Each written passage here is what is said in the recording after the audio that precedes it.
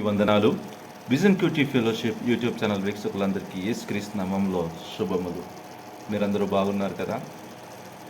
మనము కొద్ది రోజుల నుంచి రెండవ దినవృత్తాంత గ్రంథం నుంచి ధ్యానాలు చేస్తున్నాం. నేడు మన ధ్యానం కోసం ఏర్పాటు చేసుకున్న వాక్య భాగం ఏమనగా రెండవ దినవృత్తాంతములు 6వ అధ్యాయము 1 నుంచి 11 వచనాలు. దయచేసి మీ దగ్గర బైబిల్ ఉంటే తెరవండి. కలిసి 1-2 వచనాలు మనం చదువుకొని ధ్యానంలోకి వెళ్దాం. అప్పుడు సొలొమోను ఇలాగ ప్రకటన చేశాను, గాఢాంధకారము మందు నేను నివాసము చేయుదనని యెహోవా సెలవిచ్చి ఉన్నాడు. నీవు నిత్యము కాపురముండునట్టుకై నిత్య నివాస స్థలంగా నేను ఒక ఘనమైన మందిరమును నీకు కట్టించి ఉన్నాను అని చెప్పి రాజు తన ముఖము ప్రజల తట్టు త్రిప్పుకొని ఇశ్రాయేలీల యాజకులందరూ నిలిచి ఉండగా వారిని దీవించెను. చదువున వాక్యమును దేవుడు దీవించుగాక.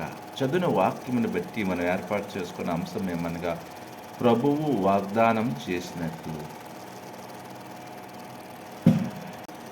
ఈ వాక్య భాగము బాగా చదివిన తర్వాత సారాంశాన్ని మనం గమనించినట్లయితే సొలొమోను ప్రజలను ఆశీర్వదించి దావీదుతో చేసిన నిబంధనను నమ్మకంగా నెరవేర్చినందుకు దేవుణ్ణి స్తుతిస్తాడు, ఆరాధిస్తాడు.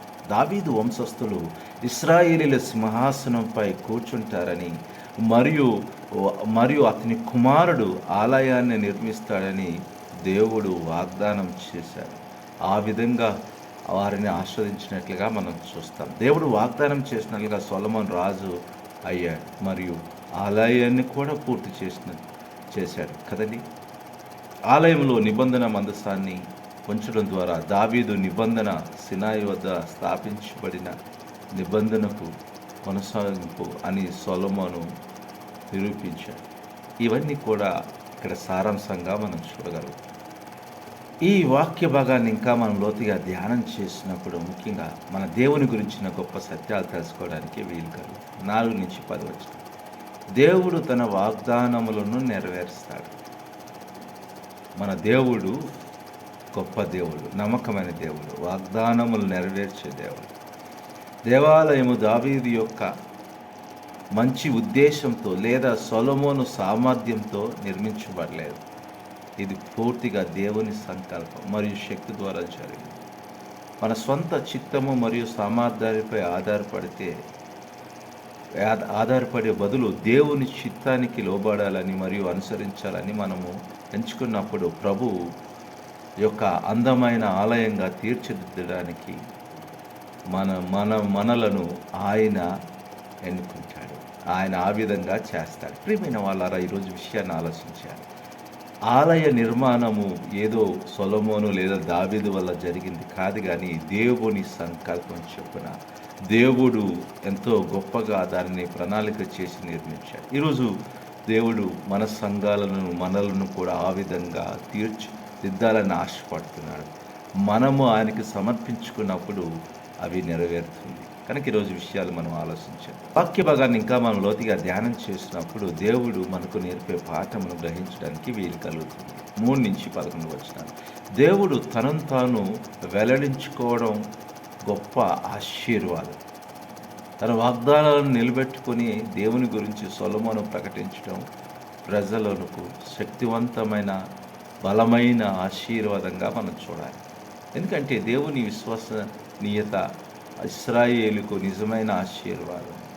దేవుని దయ మరియు విశ్వసనీయత కోసం ప్రశంసా పదాలను అందించడము అనేది మన ప్రియమైన వారితో మనం పంచుకునే అత్యంత అర్థవంతమైన ఆశీర్వాదాల్లో ఒకటి.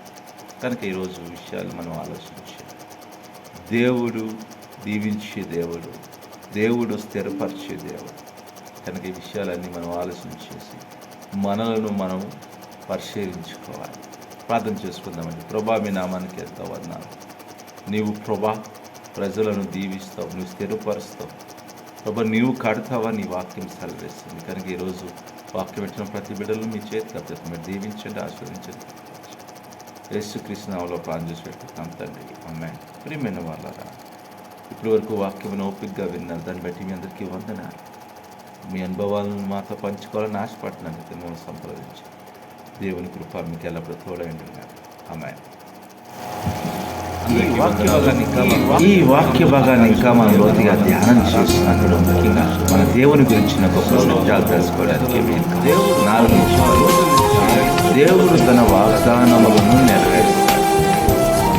మన దేవుడు గొప్ప దేవుడు, నమ్మకమైన దేవుడు, వాగ్దానములు నెరవేర్చాడు. దేవాలయము దావీదు యొక్క మంచి ఉద్దేశంతో లేదా సొలొమోను సామర్థ్యంతో నిర్మించబడలేదు. ఇది పూర్తిగా దేవుని మరియు శక్తి ద్వారా మన స్వంత చిత్తము మరియు సామర్థ్యంపై ఆధారపడే బదులు దేవుని చిత్తానికి లోబడాలని మరియు అనుసరించాలని మనం ఎంచుకున్నప్పుడు ప్రభు యొక్క అందమైన ఆలయంగా తీర్చిదిద్దడానికి మనలను ఆయన ఆ విధంగా చేస్తాడు. ప్రియమైన వాళ్ళారా, ఆలయ నిర్మాణము ఏదో సొలొమోను లేదా దావీదు వల్ల జరిగింది కాదు, కానీ దేవుని సంకల్పం. దేవుడు ఎంతో గొప్పగా దాన్ని ప్రణాళిక చేసినది. ఈరోజు దేవుడు మన సంఘాలను మనలను కూడా ఆ విధంగా తీర్చిదిద్దాలని ఆశపడుతున్నాడు. మనము ఆయనకి సమర్పించుకున్నప్పుడు అది నెరవేరుతుంది. కనుక ఈరోజు విషయాలు